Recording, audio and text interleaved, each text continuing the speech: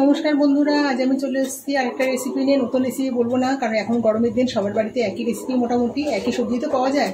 আমি সজনে ডাঁটা আর আলু লম্বা লম্বা করে কেটে নিয়েছি, দুটো কাঁচা লঙ্কাকে চিড়ে নিয়েছি, আর এখানে ফোড়নের জন্য নিয়ে নিয়েছি কালো জিরা, শুকনো লঙ্কা, আর এখানে সর্ষে আর লাল কাঁচা লঙ্কা বেটে নিয়েছি।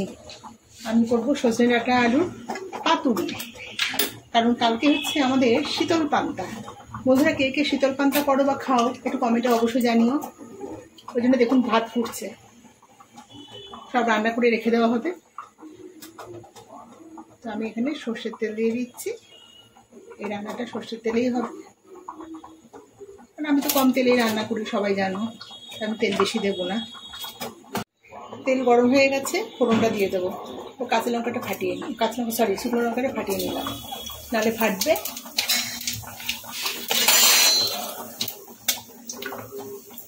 ফোড়নটা ভাজা হয়ে গেছে, প্রথমে দিয়ে দেবো আলুটা।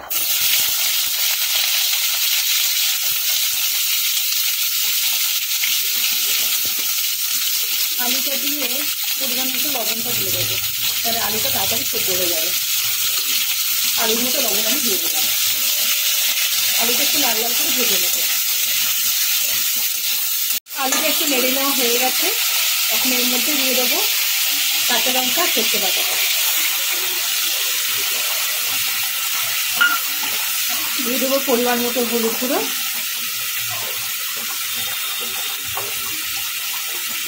আর দেবো সামান্য একটুখানি জিরের গুঁড়ো। জিরের গুঁড়োটা কেন দিচ্ছি বলুন তো, যাদের সর্ষেটা অনেকে জিভ চুলকায়, জিরের গুঁড়োটা দিলে কিন্তু তাদের আর জিভটা একদম চুল করবে না।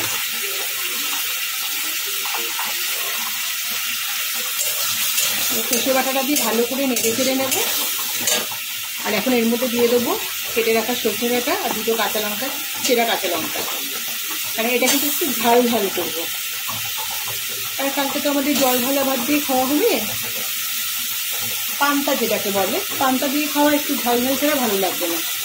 আর সর্ষে ডাঁটা আর সর্ষের মতো লবণ আমি এখন অ্যাড করছি, আলুর মতো লবণটা দিয়েছিলাম।